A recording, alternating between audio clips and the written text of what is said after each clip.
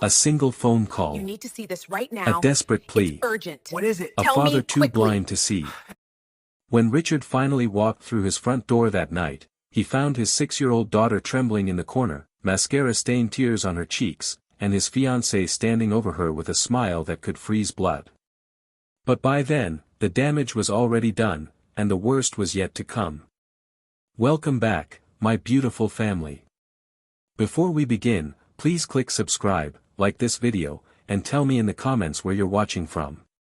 Your support helps us bring more thrilling stories, and trust me, you won't want to miss them. Now, let's get into the story. The grandfather clock in the hallway struck 4 times, each chime echoing through the high-ceilinged mansion like a countdown. Sofia Martinez stood at the kitchen sink, her dark hands gripping the edge of the counter so tightly her knuckles had gone pale. Through the archway, she could see into the living room where little Elizabeth sat on the white sofa, her small body rigid, her blonde curls falling across her face as she stared down at her lap. Victoria Ashford stood before the child, arms crossed, her designer heels clicking against the hardwood as she paced back and forth. Even from a distance, Sofia could see the way Elizabeth flinched with each step Victoria took. "You're 6 years old, Elizabeth," Victoria's voice was silk wrapped around steel. "Surely you can remember to put your toys away properly. Or are you stupid? Is that what you want your father to think, that you're stupid?" Elizabeth's lip trembled. "I'm sorry. I forgot." "You forgot." Victoria laughed, but there was no warmth in it. "You know what happens to little girls who forget things? They get left behind. Abandoned. Just like your mother abandoned you." Sophia's breath caught. She wanted to march in there, to pull that woman away from the child, to shield Elizabeth from words that cut deeper than any blade. But she'd tried that before. 3 times in the past 2 weeks. Each time, Victoria had smiled sweetly when Richard came home, had stroked Elizabeth's hair and called her "darling," and had painted Sofia as an overstepping employee who didn't understand their bonding process. Each time, Richard had believed her. "My mommy didn't abandon me," Elizabeth whispered, her voice so small Sofia almost couldn't hear it. "She died." The slap came so fast Sofia almost missed it. Not a physical slap, Victoria was too clever for that. But the words hit just as hard. And whose fault was that? Victoria leaned down, her perfectly painted lips curving into something cruel. "She was driving you to ballet class, wasn't she? If you hadn't begged to go, if you hadn't been such a needy little brat, she'd still be here. Your father would still be happy. Instead, he's stuck with you." Elizabeth began to cry, silent, shaking sobs that made her whole body tremble. Sofia couldn't take it anymore. She moved from the kitchen into the living room, her voice steady despite the rage burning in her chest. "Miss Victoria, Mr. Richard asked me to prepare Elizabeth's dinner. It's time for her to eat." Victoria straightened, her expression transforming in an instant. The cruelty vanished, replaced by a mask of concern. "Oh, Sofia. Of course. Poor darling must be hungry." She reached down as if to stroke Elizabeth's hair, and the little girl flinched so hard she nearly fell off the sofa. Victoria's eyes flashed, but her smile never wavered. "Elizabeth, sweetheart, go with Sofia. We'll continue our talk about responsibility later." Elizabeth scrambled off the sofa and ran to Sofia, pressing herself against the older woman's legs. Sofia placed a protective hand on the child's shoulder and guided her toward the kitchen, feeling Victoria's eyes boring into her back the entire way. Once they were safely in the kitchen, Sofia knelt down and gently wiped the tears from Elizabeth's cheeks. The little girl's blue eyes, so much like her mother's, were red-rimmed and filled with a pain no 6-year-old should know. "It's not true," Sofia whispered fiercely. "None of what she said is true. Your mama loved you more than anything in this world. The accident wasn't your fault, baby girl. It wasn't." Elizabeth threw her arms around Sofia's neck and buried her face in her shoulder. "I want Daddy. Why doesn't Daddy see? Sophia's heart cracked. She'd asked herself that same question every single day for the past 3 months, ever since Richard had brought Victoria home and introduced her as his fiancée. Ever since this elegant, charming woman had wormed her way into their broken family and begun her campaign of subtle torture against a grieving child. "Your daddy loves you," Sophia said, though the words felt hollow even to her own ears. "He's just confused right now. Sad. He misses your mama too." But even as she said it, Sophia knew it wasn't enough. Richard wasn't just sad, he was drowning. And in his desperation to feel something other than grief, he'd grabbed onto Victoria like a life raft, unable or unwilling to see that she was actually an anchor dragging them all down. Sophia had worked for the Thornton family for 8 years. She'd been there when Elizabeth was born, had helped Catherine through those exhausting newborn months, had watched this family build a life filled with laughter and love. She'd been there the night of the accident too, had gotten the call from Richard, had rushed to the hospital, had held Elizabeth while they waited for news that never came. Catherine Thornton had died on impact. And something in Richard had died with her. Now, 9 months later, he was a ghost of the man he'd been. He worked 16-hour days at his investment firm, came home late, and sought comfort in Victoria's arms. He didn't see the way his daughter had stopped laughing. Didn't notice how she'd started wetting the bed again. Didn't hear the way she cried herself to sleep every night, whispering for her mama. Or maybe he did see, and it was just easier to believe Victoria's lies, that Elizabeth was acting out for attention, that she needed firm boundaries, that Sophia was coddling her too much. Sophia fed Elizabeth dinner, mac and cheese, the only thing the child would eat anymore, and watched as she pushed the food around her plate without taking more than a few bites. The little girl who used to chatter endlessly about unicorns and rainbows now sat in silence, her eyes constantly darting toward the doorway as if expecting Victoria to appear at any moment. When footsteps clicked down the hallway, Elizabeth's fork clattered to her plate. Victoria appeared in the doorway, phone in hand, her expression unreadable. "Richard will be home late again. Client dinner." She looked at Elizabeth with thinly veiled disgust. "You should put her to bed, Sophia. She looks exhausted. All that crying is so draining, isn't it, Elizabeth?" Elizabeth said nothing. She'd learned that silence was safer. After dinner, Sophia helped Elizabeth into her pajamas, pink ones with stars that Catherine had bought just a week before the accident. The little girl moved through her bedtime routine mechanically, brush teeth, wash face, climb into bed. But when Sophia went to leave, Elizabeth grabbed her hand with surprising strength. "Please don't go," she whispered. "She comes in when you're gone. She says things. Mean things." Sophia's blood ran cold. "What kind of things, honey?" But Elizabeth just shook her head, her eyes wide with fear. "If I tell, she'll know. She always knows." Sophia stayed until Elizabeth fell asleep, her small hand still clutching Sophia's fingers. Only when the child's breathing had evened out and her grip had loosened did Sophia carefully extract herself and tiptoe from the room. She found Victoria in the home office, pouring herself a glass of wine from Richard's private collection. The woman turned and smiled, that same saccharine smile she wore like armor. "She's asleep?" "Yes." "Good. The child is exhausting." Victoria took a long sip of wine. "I don't know how much longer I can pretend to care about that whining little brat." Sophia's hands clenched into fists at her sides. "Why are you doing this?" Victoria's smile widened. "Doing what, Sophia?" "Preparing to become Richard's wife. Trying to bring some discipline to a spoiled child. You're cruel to her. You say horrible things. I say what needs to be said. Elizabeth is manipulative, just like all children. She plays the victim to get attention." Victoria stepped closer, and Sophia caught the sharp scent of her perfume, expensive, suffocating. "And you enable her. That's why Richard is going to fire you after we're married. Did you know that?" We've already discussed it. You're too attached. It's inappropriate. The words hit like a punch to the gut. If Sophia was fired, Elizabeth would have no one. No protection. No witness to Victoria's abuse. He wouldn't, Sophia said, but her voice wavered. He would. He will. Victoria's eyes glittered with triumph. And there's nothing you can do about it. You're just the help, Sophia. Easily replaced.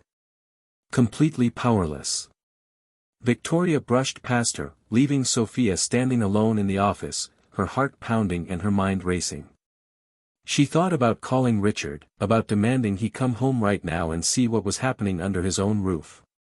But she'd tried that before, and he dismissed her concerns as misunderstandings and adjustment difficulties. He was blinded by his grief and his loneliness. Victoria had targeted him perfectly, had swooped in when he was most vulnerable, had offered him companionship and desire and the illusion of moving forward. And she'd done it all while systematically breaking his daughter's spirit. Sophia pulled out her phone and stared at Richard's contact information. Her finger hovered over the call button. Then, from upstairs, she heard it. A soft cry. Elizabeth's voice, trembling with fear, "Please stop. Please." Sophia's heart seized.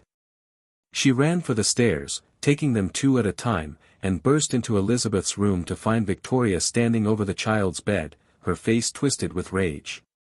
"You wet the bed again?" Victoria hissed.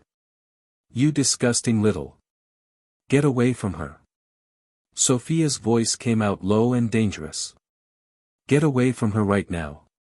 Victoria straightened, her mask slipping back into place, but not before Sophia saw the pure hatred in her eyes. "The child had an accident. I was simply. I said get out." For a long moment, they stared at each other. Then Victoria smiled, turned, and walked calmly from the room. "Richard will hear about this insubordination," she called over her shoulder.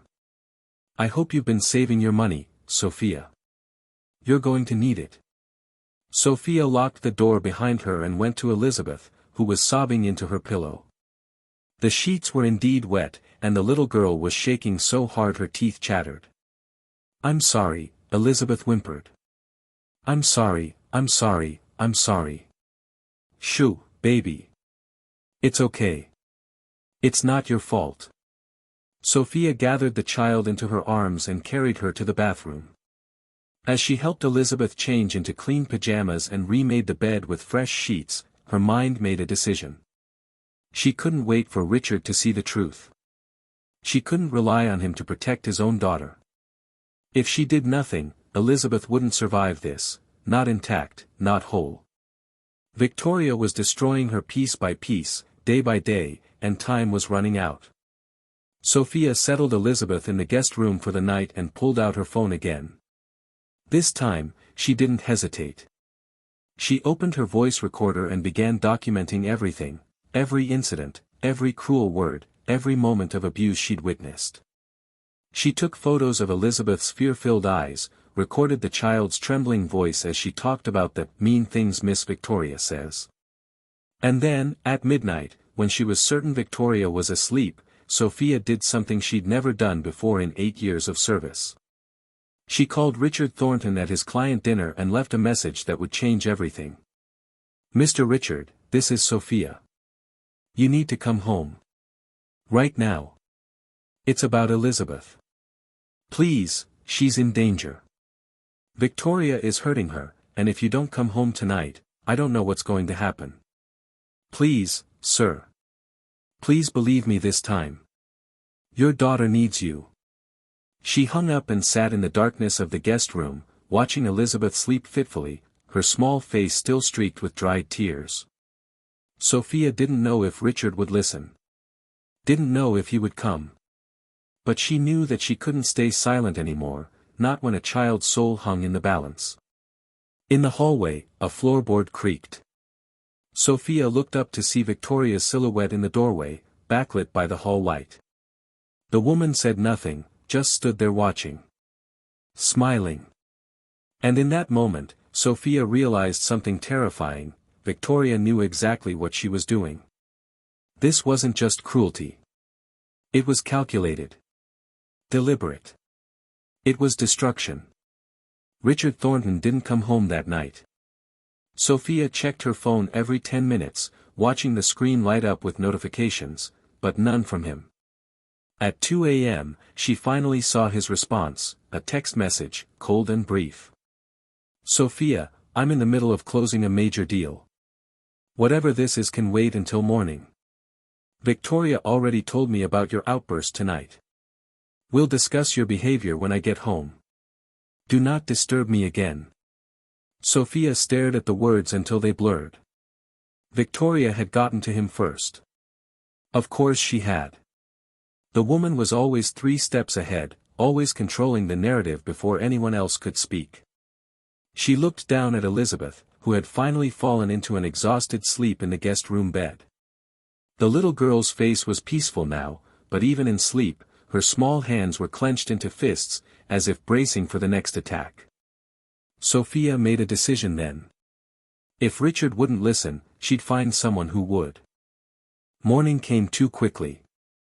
Sophia woke to find Elizabeth already awake, sitting up in bed with her knees pulled to her chest, staring at the door with wide, terrified eyes. Is she awake? The child whispered. I don't know, baby. But you're safe with me. I promise. They crept downstairs together, Sophia keeping Elizabeth close. The house was eerily quiet, no clicking heels, no sharp voice cutting through the air. Victoria's bedroom door was still closed. Sophia made Elizabeth pancakes shaped like hearts, the way Catherine used to. The little girl ate 3 bites before pushing the plate away. My tummy hurts, she said softly. I know, sweetheart. Sophia knelt beside her chair. Elizabeth, I need to ask you something important. Has Miss Victoria ever hit you? Pushed you? Hurt you in any way I can see? Elizabeth shook her head quickly, too quickly. No. She just says things. Says I'm bad. Says Mommy left because of me. Says Daddy wishes I was gone too. Her voice cracked. Is that true? Does Daddy wish I was gone? Sophia pulled the child into her arms. Absolutely not. Your daddy loves you more than anything. He's just lost right now. But I'm going to help him find his way back. I promise you, Elizabeth. I'm going to fix this. She didn't know how she'd keep that promise. But she would die trying. At 8 o'clock, Victoria emerged from her room looking immaculate as always, hair perfectly styled, makeup flawless, wearing a cream-colored dress that probably cost more than Sophia made in a month. She barely glanced at Elizabeth as she poured herself coffee. Richard will be home around 6 tonight, she announced. I've planned a special dinner. We're celebrating our engagement party invitations going out today. She finally looked at Elizabeth, her smile sharp. You'll eat in your room tonight, Elizabeth. This is an adult evening. It's her home, Sophia said quietly. She should eat with her father. Victoria's eyes snapped to her. You're still here. I assumed after last night's hysterics you'd have the good sense to resign. She took a delicate sip of coffee. Richard and I had a long talk. He agrees you've become a problem. Consider this your 2-week notice, Sophia. We'll find someone more appropriate to care for Elizabeth. Elizabeth gasped, her hand clutching Sophia's. No. You can't make her leave. Please. I can do whatever I want, Victoria said coldly. This will be my home soon. My family. And you, little girl, need to learn your place in it, which is nowhere unless you behave. Sophia felt something inside her snap. She pulled out her phone and held it up. I've been recording. Everything. Every cruel word you've said to this child. Every threat. Every moment of psychological abuse. Victoria's face went pale, then flushed with rage. She lunged forward, grabbing for the phone, but Sophia stepped back. "You wouldn't dare," Victoria hissed. "Richard would never believe you. He loves me. He trusts me. And you? You're nobody. Just hired help with delusions of importance." "Maybe," Sophia said. "But I have evidence now. And if you don't stop hurting this child, I'll make sure everyone sees it, Richard, the police, Child Protective Services, everyone." For the first time, Sophia saw real fear flicker across Victoria's face. But it lasted only a moment before the mask slammed back into place. "You just made a terrible mistake," Victoria whispered. "You have no idea who you're dealing with." She turned and walked out, leaving her coffee cup on the counter and her threat hanging in the air like poison. Sophia looked down at Elizabeth, who was trembling again. She'd just declared war on a woman who played dirty. A woman who had Richard wrapped around her finger. A woman who would stop at nothing to win. But as Sophia held that frightened little girl close, she knew she'd made the only choice she could. Some battles were worth fighting, even if you weren't sure you could win. Victoria disappeared for most of the day, and Sophia knew that wasn't a good sign. A quiet Victoria was a plotting Victoria. But at least it gave Elizabeth a few hours of peace, precious hours where the little girl could breathe without fear, could play with her dolls without constantly looking over her shoulder. Sophia used the time to back up her recordings to the cloud, to send copies to her personal email, to make sure Victoria couldn't destroy the evidence even if she managed to take the phone. She also made a list, dates, times, specific incidents, anything that could establish a pattern of abuse. At 3 o'clock, Sophia sat Elizabeth down at the kitchen table with her coloring books, but the child just stared at the blank pages without moving her crayons. "Sophia?" Elizabeth's voice was barely audible. "What happens if Miss Victoria becomes my mommy?" The question pierced straight through Sophia's heart. "Honey, she's not going to replace your mommy. No one could ever. But Daddy's going to marry her. That makes her my mommy, doesn't it?" Tears welled in Elizabeth's eyes. "I don't want her to be my mommy. I want my real mommy back." Sophia pulled Elizabeth onto her lap, rocking her gently. "I know, baby. I know. And I'm going to do everything I can to protect you. I promise." But even as she said the words, doubt gnawed at her. What if Richard really did fire her? What if he chose Victoria over the truth? What if Sophia's recordings weren't enough? The front door opened at 5:45 p.m. Richard's voice echoed through the foyer, tired, strained. "I'm home." Elizabeth tensed in Sophia's arms. They both knew what was coming. Victoria appeared within seconds, as if she'd been waiting in the shadows. Her voice floated from the foyer, syrupy sweet. "Darling. You're home early. I've missed you." Sophia heard the sound of a kiss, then Victoria's laugh, light, musical, completely fake. "Come, let's have a drink before dinner. We need to discuss something important about the household staff." Sophia's stomach dropped. She set Elizabeth down gently. "Stay here, sweetheart. I'll be right back." She walked to the study and found them there, Richard loosening his tie, Victoria pouring scotch, both of them looking like a magazine spread for wealthy couples. Richard was handsome in that exhausted way successful men often were, dark hair graying at the temples, sharp jawline, expensive suit. He'd lost weight since Catherine died. Lost something essential. He looked up when Sophia entered, and his expression hardened. "Sophia. Victoria told me about last night. About your accusations and your theatrics." "Mr. Richard, please. I don't want to hear it." He took a long drink. "I've been patient with you because you've been with this family for a long time. But Victoria is going to be my wife, and I won't tolerate you undermining her authority or filling Elizabeth's head with lies." "Lies?" Sophia's voice shook. "Sir, I have never lied to you. Not once in 8 years. But I'm begging you now to listen. Really listen. Your daughter is being emotionally abused. Victoria is cruel to her when you're not here. She says terrible things. Enough. Richard slammed his glass down. Elizabeth is a grieving child acting out.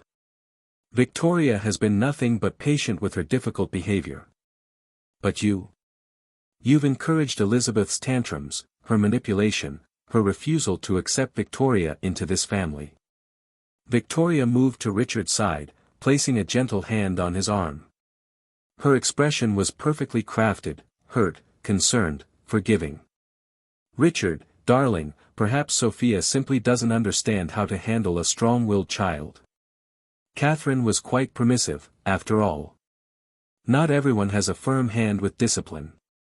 Sophia's hands clenched. Don't you dare speak about Mrs. Catherine. You didn't know her. You have no right. That's enough. Richard's voice thundered through the room. You're fired, Sophia. Effective immediately.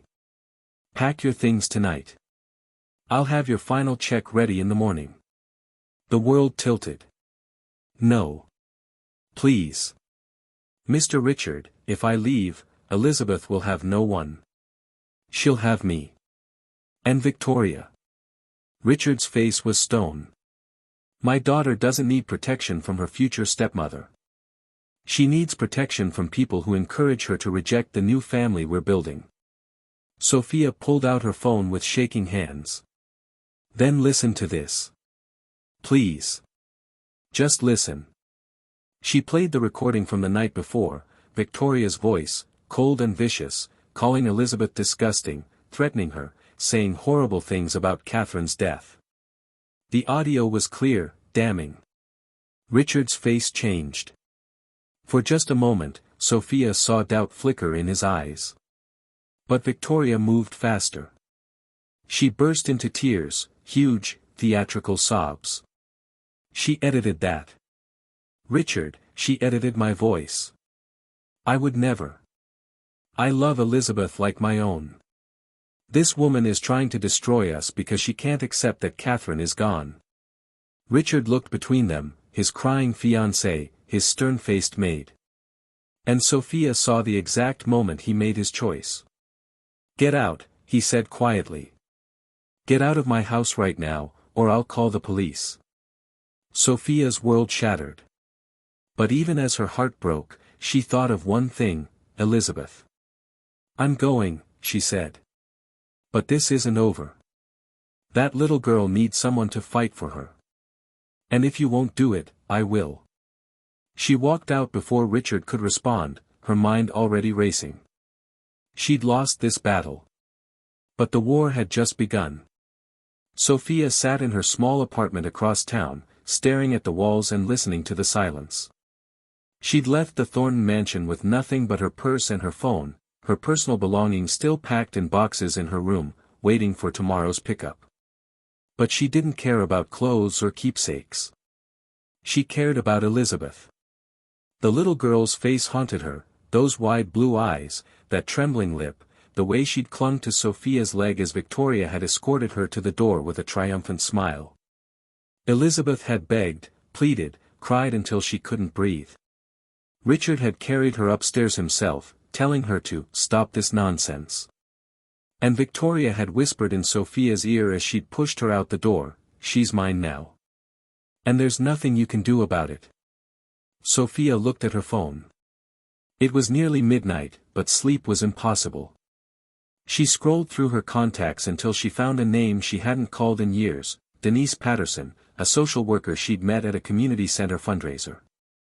They'd stayed in touch loosely, exchanging Christmas cards and occasional texts. It was worth a shot. Sophia typed out a message, Denise, it's Sophia Martinez. I know it's late, but I need advice about reporting child abuse. Can we talk?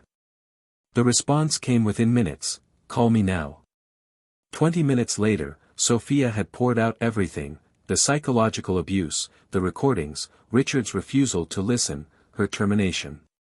Denise listened without interrupting, and when Sophia finally finished, there was a long pause. Sophia, what you're describing is serious. Emotional abuse is harder to prove than physical abuse, but it's just as damaging. The recordings help, but honestly, the best evidence would be the child's own testimony. She's terrified, Sophia said. Victoria has her so scared, she barely speaks anymore. Then we need to give her a safe space to speak. Does Elizabeth go to school? Yes. Ashford Preparatory. First grade. Good. Schools are mandatory reporters. If a teacher observes signs of abuse or if Elizabeth discloses something to them, they're legally required to call Child Protective Services. Denise's voice was gentle but firm. I can't make a report based on second-hand information from a terminated employee. It wouldn't hold much weight, especially against a wealthy family with good lawyers.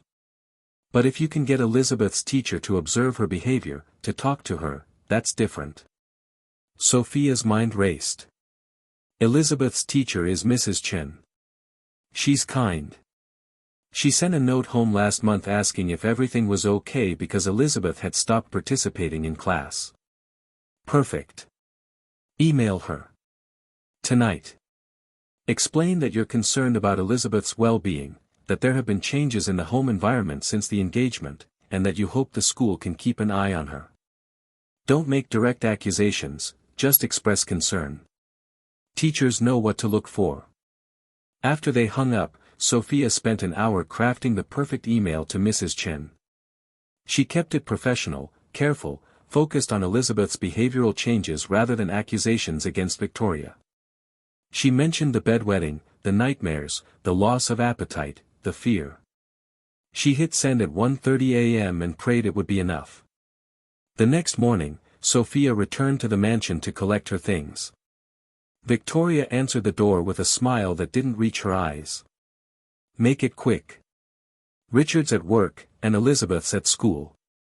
I don't want you here when she gets home, it'll only upset her more. Sophia pushed past her without responding. She went to her room and packed mechanically, but her real destination was Elizabeth's bedroom. She slipped inside and looked around at the space that had once been filled with laughter. Now it felt hollow, sad.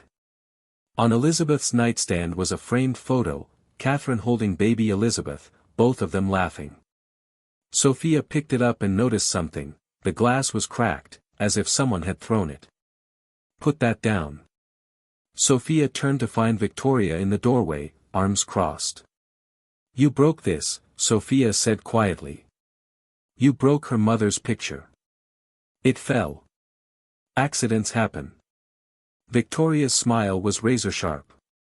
Just like other accidents can happen. To people who don't know when to mind their own business. Is that a threat? It's a promise. Stay away from this family, Sophia. Stay away from Richard, and especially stay away from that manipulative little brat. She's going to learn respect one way or another. And without you here to coddle her, she'll learn it much faster. Sophia carefully set the photo down and walked toward Victoria, stopping inches from her face. You're going to slip up. Someone's going to see who you really are. And when they do, I'll be there to make sure you pay for every tear that child has cried. Victoria laughed. Bold words from someone who's unemployed and powerless. Face it, Sophia, you lost. Now get out before I call the police and tell them you're trespassing. Sophia left, but not before stopping in the kitchen and doing one final thing. She opened the junk drawer where the family kept random papers and receipts, and she slipped in a note, hidden under old takeout menus where only someone looking carefully would find it. The note had 3 words and a phone number, Elizabeth, call me. Sophia. It was a long shot. But it was something. As Sophia drove away from the mansion for what might be the last time, her phone buzzed. An email from Mrs. Chen. Ms. Martinez, thank you for reaching out. I've been concerned about Elizabeth as well. I'll speak with her today and contact the appropriate authorities if needed. Thank you for caring enough to say something. Sophia pulled over and cried, tears of relief, of hope, of exhaustion. The fight wasn't over. It was just beginning. Mrs. Chen had been teaching first grade for 17 years, and in that time, she'd learned to recognize the signs. The way a child flinched at loud noises. The way they withdrew from activities they once loved. The way their light simply went out. Elizabeth Thornton had once been one of her brightest students, curious, engaged, always raising her hand with excitement. But over the past 3 months, that little girl had disappeared. In her place sat a ghost, pale and silent, who barely made eye contact anymore. After receiving Sophia's email, Mrs. Chen watched Elizabeth carefully during morning circle time. The child sat with her shoulders hunched, picking at a loose thread on her uniform skirt. When Mrs. Chen asked the class to share something that made them happy, Elizabeth whispered, "Nothing," and several children giggled. During art time, Mrs. Chen sat beside Elizabeth as the children painted family portraits. Most kids painted smiling stick figures with bright suns overhead. Elizabeth's paper remained blank for 15 minutes. "Elizabeth, sweetie, would you like to paint your family?" Mrs. Chen asked gently. The little girl's hand trembled as she picked up the black paint. She made 3 figures, a tall man, a smaller woman with yellow hair in a long dress, and a tiny figure off to the side, separated from the others. "Can you tell me about your painting?" Elizabeth pointed to the tall figure. "That's Daddy." Then to the woman. "That's Miss Victoria. She's going to be my new mommy." Her voice was flat, emotionless. "And who's this?" Mrs. Chen pointed to the small, isolated figure. "That's me. I have to stay away because I make Miss Victoria angry. She says I ruin everything." Elizabeth looked up with eyes far too old for her face. "She says if I'm good, maybe she won't make Daddy send me away." Mrs. Chen's heart clenched. "Elizabeth, has Miss Victoria said other things that make you feel scared or sad?" The little girl nodded slowly, then looked around as if checking to make sure no one could hear. She leaned close and whispered, "She says mean things about my mommy who died. She says it's my fault mommy's gone. She says I'm a bad girl and that's why nobody loves me anymore." "Oh, sweetheart." Mrs. Chen pulled Elizabeth into a gentle hug. "None of that is true. Your mommy's accident wasn't your fault, and you're a wonderful little girl." Elizabeth began to cry, quiet, defeated sobs. "But Daddy believes her. He doesn't listen when I try to tell him. And Sophia's gone now. Miss Victoria made Daddy fire her. Now there's nobody. You have me," Mrs. Chen said firmly. "And I promise you, I'm going to help. But I need you to be very brave. Can you do that?" Elizabeth nodded against her shoulder. During lunch, Mrs. Chen walked straight to Principal Morrison's office. She explained everything: Sophia's email, Elizabeth's disclosure, the dramatic behavioral changes. Principal Morrison, a stern woman in her 60s, listened with a deepening frown. "That's the Thornton girl? Richard Thornton's daughter?" "Yes. He's a major donor to this school." The principal sighed. "This could get complicated. With all due respect, ma'am, I don't care how much money he donates. That child is being emotionally abused, and we're mandatory reporters. We have to call CPS." Principal Morrison studied her for a long moment, then nodded. "You're right. Make the call." Victoria was in the middle of her yoga class when her phone rang. She ignored it the first time. The second time, she glanced at the screen, Ashford Preparatory School. Annoyed, she stepped out of the studio and answered. "This is Victoria Ashford." "Ms. Ashford, this is Principal Morrison from Ashford Prep. I need you to come to the school immediately. There's been a situation involving Elizabeth." Victoria's stomach tightened. "What kind of situation? Is she hurt?" "She's fine physically. But we need to speak with you and Mr. Thornton right away. Can you reach him? He's in meetings all day." "Ms. Ashford, I need you both here within the hour. This is not optional. The line went dead. Victoria stood in the parking lot, her mind racing. That meddling teacher. It had to be.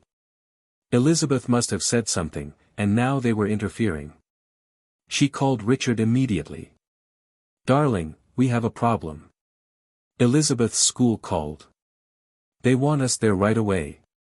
What? Victoria, I can't just leave. Richard, they said it's mandatory. Both of us. Now. She softened her voice, made it tremble slightly. I'm worried. What if Sophia put ideas in Elizabeth's head before she left? What if Elizabeth's saying things that aren't true? That got his attention. I'll be there in 30 minutes. Victoria hung up and stared at her reflection in her car window. She'd prepared for this possibility. She had her story ready. Elizabeth was a troubled child acting out for attention, making up stories because she resented Victoria for not being her real mother. Richard would believe her. He always did. But as she drove toward the school, a small seed of doubt took root in her mind.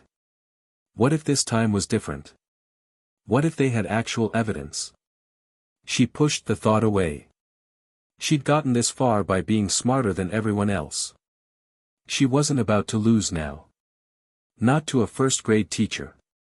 Not to anyone. Richard arrived at Ashford Preparatory within 40 minutes, his jaw tight and his patience thinner. He'd left a conference room full of investors to deal with what he assumed was another overreaction to Elizabeth's behavior. Victoria met him in the parking lot, her face a perfect mask of concern. Whatever she said, remember, she's a grieving child who doesn't understand boundaries, Victoria murmured as they walked toward the entrance. Sophia filled her head with nonsense before she left. We have to present a united front. Richard nodded, but something gnawed at him. The urgency in Principal Morrison's voice had been real, almost alarmed. This wasn't about a playground incident or forgotten homework. They were led to the principal's office, where Principal Morrison sat behind her desk with Mrs. Chen beside her. Elizabeth was conspicuously absent. Where's my daughter? Richard demanded immediately. She's with the school counselor, Principal Morrison said. Please, sit down. We have some serious matters to discuss. If this is about Sophia Martinez and her wild accusations, Victoria began, but the principal held up a hand. This is about Elizabeth. And what she disclosed to Mrs. Chen this morning. Principal Morrison's eyes were steel. Mr. Thornton, your daughter told her teacher that she's being emotionally abused at home. Specifically by Ms. Ashford. Richard's face flushed. That's absurd. Elizabeth is confused. I documented everything she said, Mrs. Chen interrupted, her voice calm but firm. She described being told repeatedly that her mother's death was her fault. Being called stupid, manipulative, and a burden. Being isolated from her father and told she'd be sent away if she didn't behave. She painted a picture in art class today that broke my heart. She drew herself separated from you and Miss Ashford, alone. Victoria's laugh was light, dismissive. Children have such vivid imaginations. Elizabeth has been struggling to accept me as part of the family. She acts out, tells stories. This isn't a story, Mrs. Chen said sharply. This is a pattern. Elizabeth has lost 12 pounds in 3 months. She's wet herself twice at school. She flinches when adults raise their voices. She told me today that she has nobody now that Sophia is gone. Mrs. Chen's gaze locked on Victoria. What exactly did you say to make a 6-year-old believe she's unloved and unwanted? How dare you? Victoria's voice turned ice cold. I've done nothing but try to bond with that child. She rejects every kindness I offer because she can't accept that her mother is dead. And instead of helping her move forward, people like you and Sophia encourage her delusions. We've already contacted Child Protective Services, Principal Morrison cut in. They'll be conducting an investigation. In the meantime, we're recommending that Elizabeth not be left alone with Ms. Ashford. The room went silent. Richard stood abruptly. You called CPS? On my family? Do you have any idea? We're mandatory reporters, Mr. Thornton. When a child discloses abuse, we're legally required to report it. Your donations to this school don't change that. Richard's face went from red to white. My daughter is not being abused. She's sad. She misses her mother. And yes, the adjustment to having Victoria in our lives has been difficult, but that's normal. You're blowing this completely out of proportion. Then let me show you something. Mrs. Chen pulled out her tablet and opened a video file. I recorded Elizabeth's testimony this morning. With her permission. Watch. She pressed play. On screen, Elizabeth sat in a small chair, her legs swinging nervously. Mrs. Chen's voice was gentle. Can you tell me about living with Miss Victoria? Elizabeth's small voice trembled. She's mean when Daddy's not home. She says things that make my tummy hurt. She says I killed my mommy by asking to go to ballet. She says I'm stupid and bad and that Daddy wishes I was never born. Tears streamed down the child's face. She broke Mommy's picture. And she made Daddy send Sophia away because Sophia tried to protect me. Richard's face had gone completely pale. His hands gripped the edge of the desk. She says if I tell Daddy, he won't believe me. She says I'm just like all the other bratty kids who lie for attention. Elizabeth wiped her nose. I'm not lying. I promise I'm not lying. But nobody believes me. Nobody except Sophia, and she's gone now. The video ended. Richard couldn't breathe. He turned slowly to look at Victoria, and for the first time since Catherine's death, he really looked, past the beauty, past the charm, past the comfort she'd offered. And he saw something that made his blood run cold. Victoria's mask had cracked. Just for a second. Her eyes flashed with pure hatred as she stared at the tablet screen, her jaw clenched, her hands in tight fists. Then she caught him looking and the mask snapped back into place. Richard, darling, you can't possibly believe this. Elizabeth is clearly being coached. First by Sophia, now by this teacher. Stop talking. Richard's voice was barely a whisper. What? I said stop talking. He looked at Principal Morrison. Where is my daughter right now? With our counselor, as I said. I want to see her. Alone. Mr. Thornton, CPS will want to interview. I don't care what CPS wants right now. I want to see my daughter. His voice broke. Please. The school counselor's office was painted soft blue with cheerful posters about feelings and friendship. Elizabeth sat on a small couch, clutching a stuffed bear someone had given her, her eyes red and swollen from crying.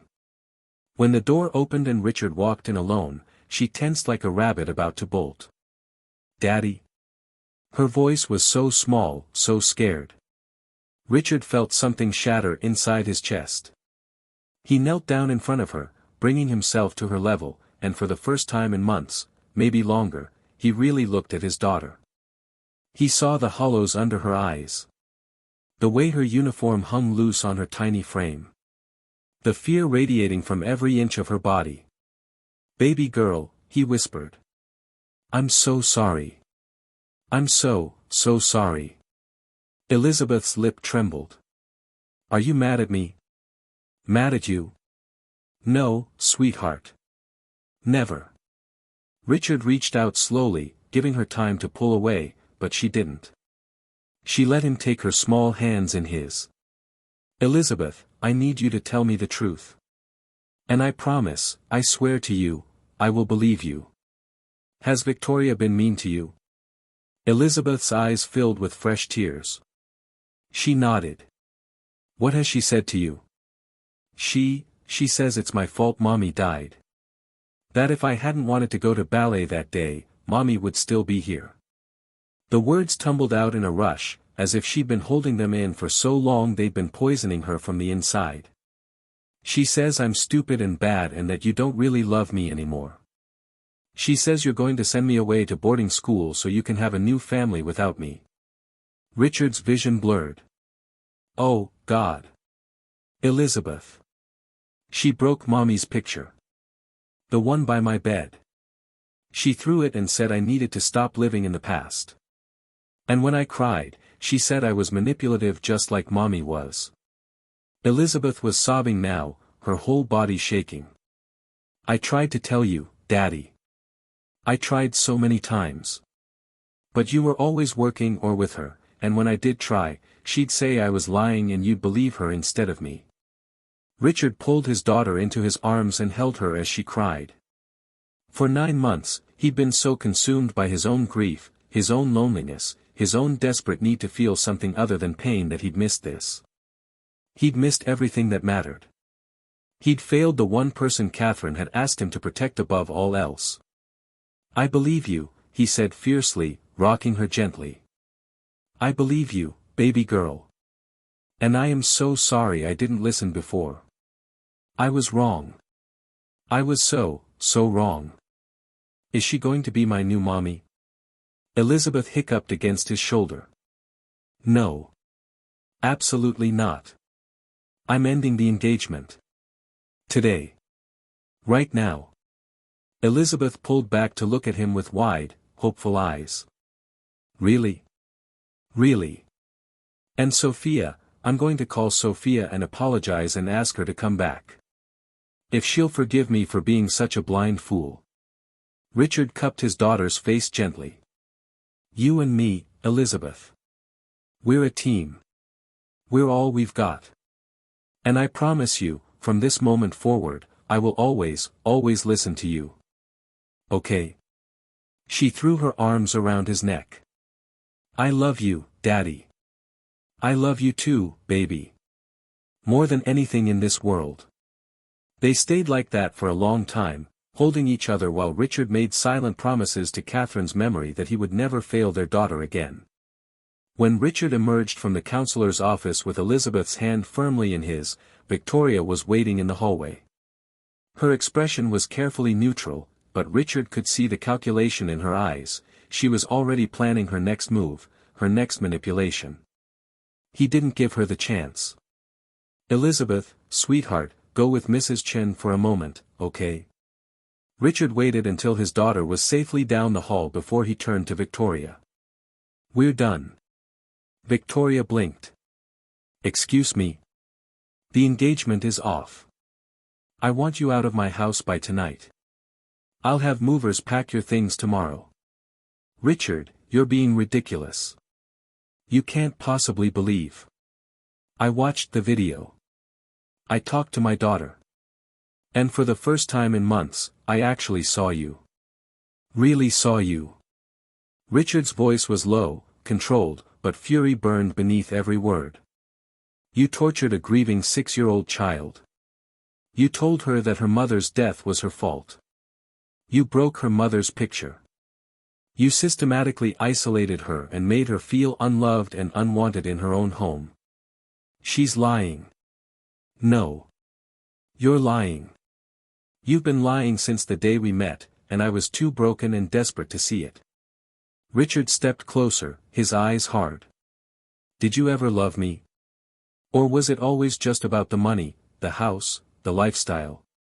Victoria's mask finally fell away completely. Her face twisted with contempt. You were pathetic. A grieving widower so desperate for someone to make him feel alive again that you couldn't see what was right in front of you. And that daughter of yours? She's a spoiled little brat who needs to learn that the world doesn't revolve around her dead mommy. Principal Morrison, who had been standing nearby, gasped.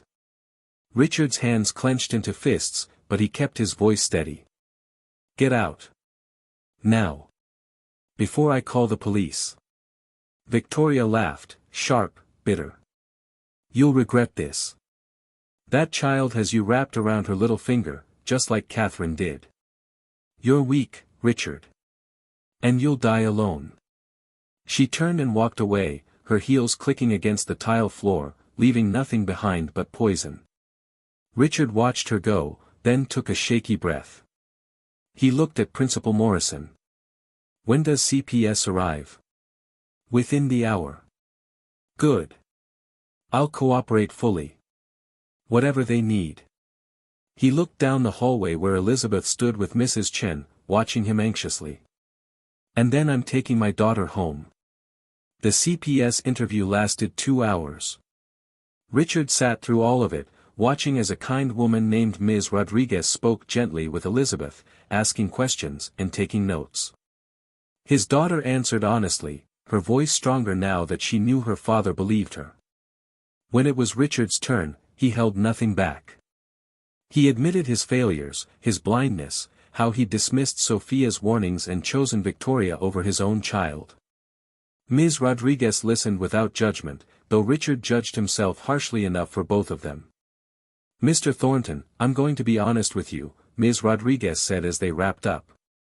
If Ms. Ashford were still in the home, we'd be looking at removal or a safety plan. But since you've already ended the relationship and she'll be out of the house tonight, and given that you're clearly committed to protecting Elizabeth moving forward, I don't see a need for further intervention at this time. Richard's shoulders sagged with relief. Thank you. However, I'm mandating family counseling. Elizabeth has been through significant trauma, not just from Ms. Ashford, but from losing her mother. You both need professional support to heal properly. Of course. Whatever she needs. And Mr. Thornton? Ms. Rodriguez's gaze was firm but not unkind. Don't let work consume you anymore. That little girl needs her father present, not just physically in the house, but emotionally available. Can you do that?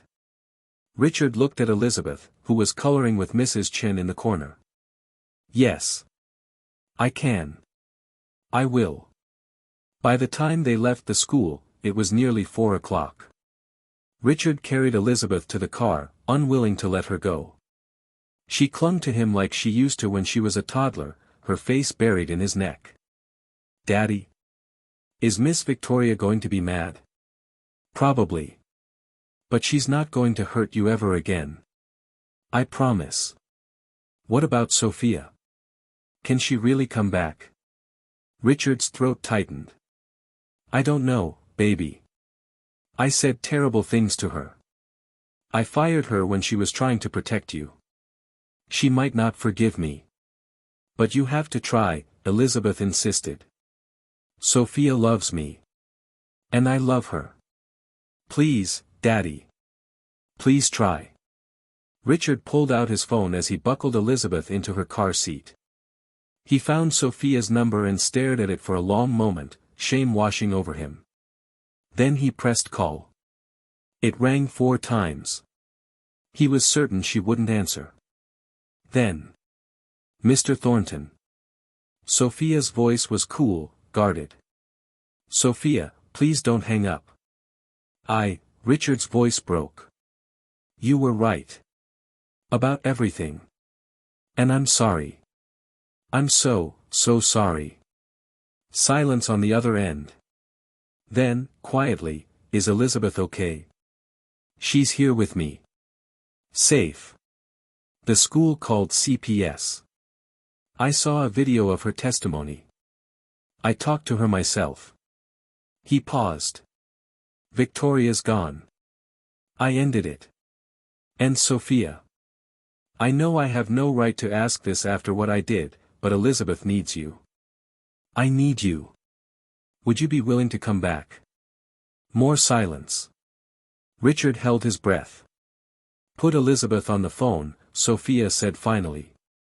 Richard handed the phone to his daughter. It's Sophia, baby. Elizabeth's face lit up like the sun breaking through clouds. Sophia. It's me. Daddy believes me now. Miss Victoria is gone and you can come home. Through the phone, Richard could hear Sophia crying. Oh, baby girl. I missed you so much. Are you really okay? I'm okay now.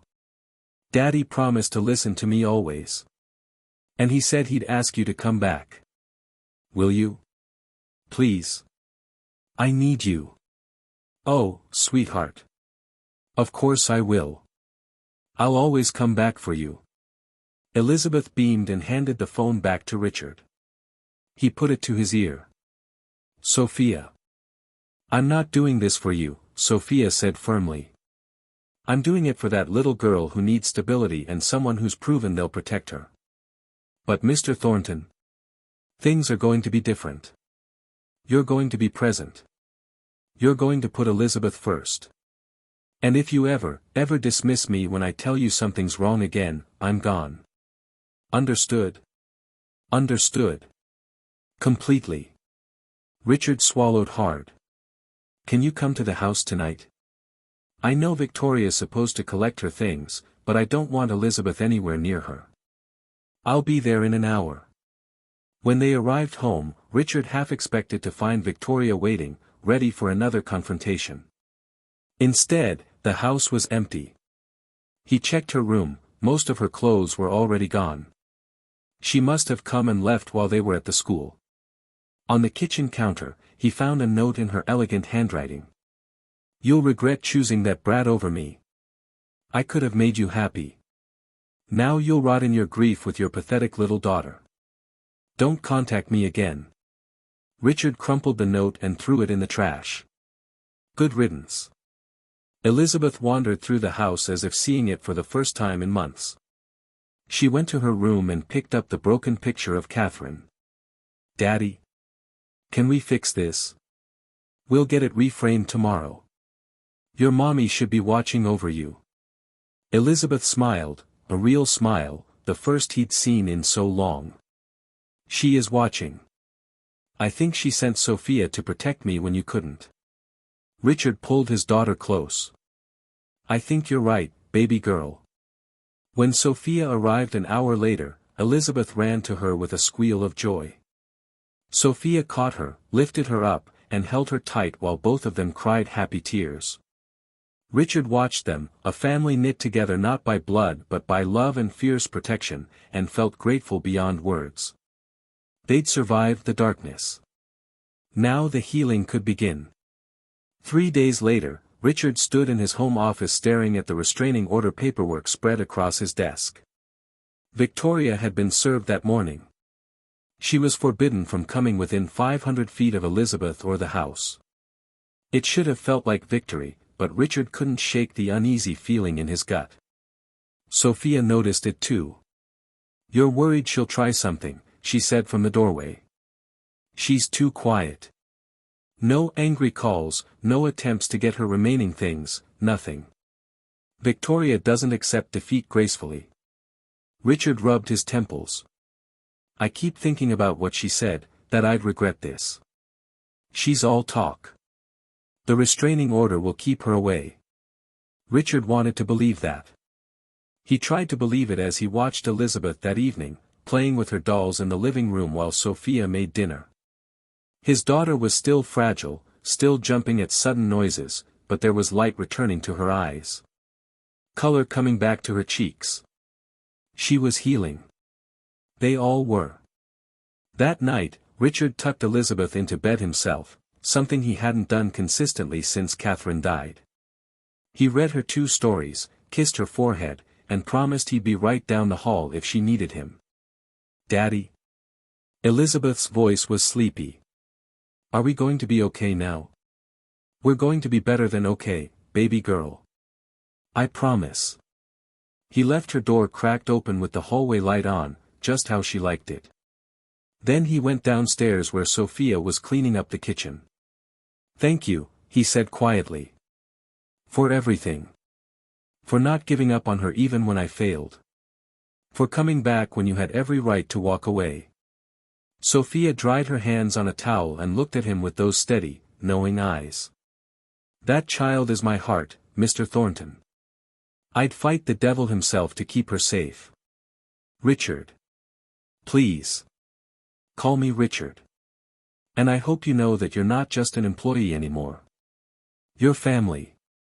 Before Sophia could respond, a sound shattered the quiet, breaking glass from the front of the house. Then a woman's voice, shrill and unhinged, Richard. Come out here, you coward. Richard's blood turned to ice. Victoria. He ran to the front window and looked out to see her standing at the gate, her hair disheveled, her makeup smeared. She was holding something, a bottle. Even from a distance, he could see the wildness in her eyes. Stay here. Call 911. Richard started for the door, but Sophia grabbed his arm. Don't go out there. She's unstable. Richard. Victoria screamed again. You think you can just throw me away? Replace me with the help? I gave you everything. Richard pulled free and went to the door. Victoria, you need to leave. Now. You're violating the restraining order. I don't care about your restraining order. She threw the bottle, not at him, but at the house. It shattered against the brick. You chose that little brat over me. That lying, manipulative brat who has you wrapped around her finger. She's a child. A child you terrorized. She's a problem. Just like her mother was a problem. Catherine was weak and pathetic, and she raised a weak, pathetic daughter. Something snapped inside Richard. He started down the front steps. Don't you dare speak about Catherine. Behind him, a small voice, Daddy. Richard whirled around to see Elizabeth standing in the doorway in her pajamas, Sophia right behind her trying to pull her back inside. The little girl must have heard the shouting and come downstairs. Victoria saw her too. And in that moment, years later, Richard would remember the look on Victoria's face, pure, undiluted hatred mixed with something unhinged. She reached down and grabbed another bottle from the ground, this one full. This is your fault, she screamed at Elizabeth. All of this is your fault. She threw it with all her strength. Everything happened in slow motion. Richard saw the bottle spinning through the air. Saw it arc toward the doorway where his daughter stood frozen in terror. He lunged, but he was too far away. Sophia grabbed for Elizabeth, trying to pull her inside, but not fast enough. The bottle struck Elizabeth on the side of her head with a sickening crack. The little girl crumpled like a rag doll. Elizabeth. Richard's scream tore from his throat as he ran to his daughter. Blood was already pooling beneath her head, dark and terrifying against the white marble floor. Her eyes were closed. She wasn't moving. Sophia had her phone out, was shouting into it, "We need an ambulance now. 6-year-old, head trauma, she's unconscious." Behind them, Victoria stood at the gate, her hand over her mouth, her face sheet white. For just a second, Richard saw horror in her eyes, as if she'd only just realized what she'd done. Then she ran. Richard didn't care. He gathered Elizabeth's tiny, limp body in his arms, careful not to move her head, his hands shaking so badly he could barely hold her. Blood soaked into his shirt. "Baby girl, stay with me. Stay with Daddy. Please, please stay with me." But Elizabeth didn't respond. Didn't move. Didn't open her eyes. The ambulance arrived within 6 minutes. The paramedics worked with terrifying efficiency, checking vitals, immobilizing Elizabeth's neck, starting in 4. Richard heard words that made his world collapse: skull fracture. Possible brain bleed. We need to move fast. They loaded Elizabeth into the ambulance. Richard climbed in beside her, holding her small hand while Sophia followed in her car. The siren wailed as they raced through the streets, and all Richard could think was, "Not again. God, please, not again. Don't take her too." At the hospital, Elizabeth was rushed into surgery. A doctor with kind eyes explained that she had a depressed skull fracture and swelling on the brain. They needed to relieve the pressure immediately. The words washed over Richard like a nightmare he couldn't wake from. "Will she be okay?" His voice sounded like it belonged to someone else. "We're going to do everything we can, Mr. Thornton. But I won't lie to you, the next 24 hours are critical." Then they took his daughter away, and Richard collapsed into a waiting room chair, his hands still covered in her blood. Sophia sat beside him, her face wet with tears. She's strong. She's a fighter. I should have protected her. I should have seen Victoria coming. You couldn't have known she'd do this. I should have. Richard put his head in his hands. Catherine trusted me to keep Elizabeth safe. And I've failed. Twice now I've failed. Hours crawled by. 6. 8. 10. Richard didn't eat, didn't sleep, didn't move from that chair except to pace when he couldn't sit still anymore. Sophia brought him coffee he didn't drink. The police came, took his statement, told him Victoria had been apprehended fleeing the state. She'd be charged with assault with a deadly weapon, child endangerment, violating a restraining order. Richard didn't care about Victoria's fate. He only cared about Elizabeth. Finally, after 12 agonizing hours, the surgeon emerged. Richard shot to his feet. The surgery went well, the doctor said, and Richard's knees nearly buckled with relief. We relieved the pressure and repaired the fracture. But Mr. Thornton, she's in a medically induced coma. We need to keep her sedated while the swelling goes down. It could be days before we wake her. But she'll wake up. She'll be okay. The doctor's expression was carefully neutral. Brain injuries are unpredictable. We won't know the full extent of the damage until she wakes up and we can assess her cognitive and motor functions. I'm cautiously optimistic, but I can't make any promises. It wasn't the answer Richard wanted, but it was better than the alternative. Can I see her? Follow me. Elizabeth looked so small in the ICU bed, surrounded by machines and tubes and monitors that beeped steadily. Her head was wrapped in bandages. Her face was pale and still. But she was alive. Richard pulled a chair up beside her bed and took her hand. I'm here, baby girl. Daddy's right here. And I'm not leaving. Not ever again. 3 days passed like centuries. Richard refused to leave Elizabeth's side except when nurses forced him to step out during procedures. Sophia brought him changes of clothes, food he barely touched, updates from home. The police called to say Victoria was being held without bail, she'd face trial for attempted murder. Richard felt nothing about that. His entire world had narrowed to this hospital room, to the steady beep of monitors, to the rise and fall of his daughter's chest. On the 4th day, the doctors began bringing her out of the coma. They warned Richard it might take hours for her to wake fully, if she woke at all. Brain injuries were unpredictable. There could be damage. Memory loss. Motor impairment.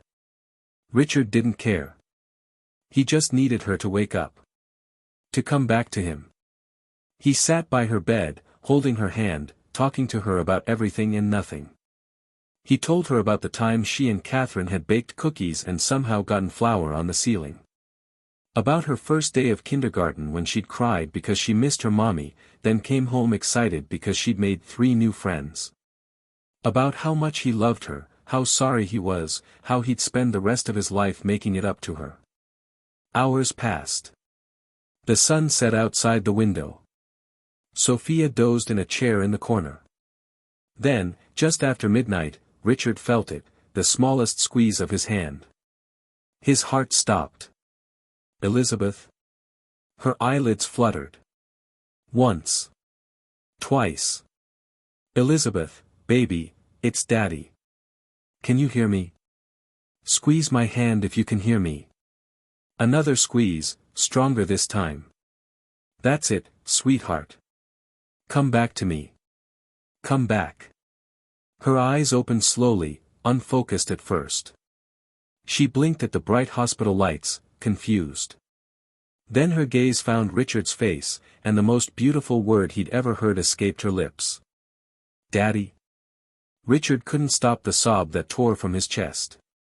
I'm here, baby girl. I'm right here. My head hurts. I know. I know it does. But you're okay. You're going to be okay. He pressed his forehead gently against hers, tears streaming down his face. I love you so much. So much. I love you too, she whispered. Then, with effort, where's Sophia? I'm here, baby. Sophia appeared on the other side of the bed, her own face wet with tears. I'm right here. Elizabeth smiled, weak, but real. We're all together. We're all together, Richard agreed. And we're never going to be apart again. 2 weeks later, Elizabeth was released from the hospital. The doctors were cautiously optimistic, her cognitive functions appeared intact, her motor skills were strong, and while she'd need physical therapy for headaches and some lingering balance issues, she was expected to make a full recovery. It was, the neurosurgeon said, nothing short of miraculous. Richard carried Elizabeth into the house and settled her on the couch with blankets and pillows. Sophia had redecorated Elizabeth's room while they were gone, fresh paint, new curtains, and a newly framed photo of Catherine that now sat prominently on the nightstand. Welcome home, sweetheart, Sophia said, sitting beside Elizabeth and stroking her hair. It's good to be home. Elizabeth looked up at her father. Daddy? What happened to Miss Victoria? Richard knelt down so he was eye level with her. She's in jail, baby. She's going to be there for a very long time. She can't hurt you anymore. Good. Elizabeth was quiet for a moment. Daddy? I'm scared sometimes. That she'll come back. She won't. I promise you. But even if she tried, she'd have to go through me and Sophia both. And we're never going to let anything happen to you again. Never, Sophia echoed fiercely. Elizabeth seemed to accept that. She snuggled deeper into the couch cushions. Can we watch a movie? All three of us together. We can do whatever you want, baby girl. They watched Moana, Elizabeth's favorite, with Elizabeth nestled between Richard and Sophia. Halfway through, the little girl fell asleep, her head on Richard's shoulder, her hand in Sophia's. Richard looked over his daughter's head at Sophia and mouthed, "Thank you." Sophia nodded, understanding flowing between them without words. They'd been to hell and back. They'd nearly lost everything that mattered. But they'd survived. And now, finally, they could begin to truly heal. 6 months later, Richard stood in a courtroom and watched as the judge sentenced Victoria Ashford to 10 years in prison for assault with a deadly weapon, child endangerment, and violating a restraining order. She tried to claim it was an accident, that she hadn't meant to hurt Elizabeth, but the evidence was overwhelming. As they led her away in handcuffs, Victoria turned and looked at Richard one last time. There was no remorse in her eyes. Only hatred. Richard felt nothing. She was no longer his problem. Outside the courthouse, Sophia waited with Elizabeth, who was holding a balloon from the hospital gift shop, a reward for being brave during her follow-up appointment that morning. The little girl's hair had grown back over her scar. Her smile came easily now. The nightmares had finally stopped. Is it over? Elizabeth asked as Richard approached. It's over. Good. Can we get ice cream now? Richard laughed, a real laugh, full of joy and relief. Yes. We can get all the ice cream you want. As they walked to the car, Elizabeth between them holding both their hands, Richard felt something he hadn't felt in over a year, hope. They'd been broken, all three of them. Shattered by loss and betrayal and violence. But somehow, impossibly, they'd found their way back to each other. They'd become a family not by blood or marriage, but by choice. By love. By the fierce determination to protect what mattered most. That evening, after ice cream and a trip to the park, Richard made a decision. He called his lawyer and had papers drawn up, legal guardianship papers that would ensure if anything ever happened to him, Sophia would become Elizabeth's official guardian. When he told Sophia, she cried. Are you sure? I've never been more sure of anything. You saved her life. You fought for her when I wouldn't. You loved her when she had no one else. You're not just her protector, Sophia. You're her family. And I want that to be official. Sophia pulled him into a hug, the first time she'd ever done so. Thank you for trusting me with her. Thank you for never giving up on her. That night, as Richard tucked Elizabeth into bed, she looked up at him with eyes that were finally clear and bright and full of life. Daddy? I had a dream about Mommy last night. Richard's breath caught. You did? Yeah. She told me she's happy. That she's glad you found Sophia to help take care of me. And she said. Elizabeth's voice got very quiet. She said it's okay for us to be happy again too. Richard's vision blurred with tears. Your mommy was very wise. Are we happy now, Daddy?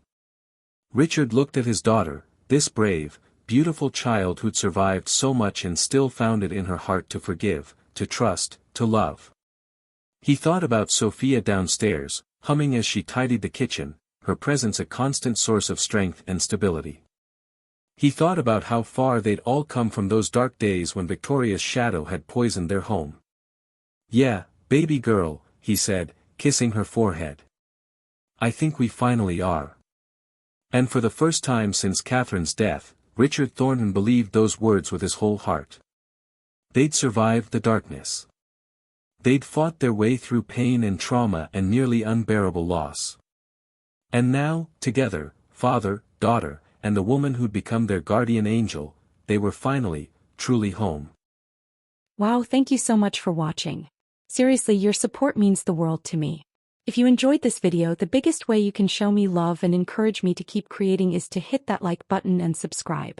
Takes 1 second, but it makes a huge difference. Speaking of more videos, I've got another exciting one lined up for you. Just click on the next video showing right on your screen now to keep the fun going. See you there.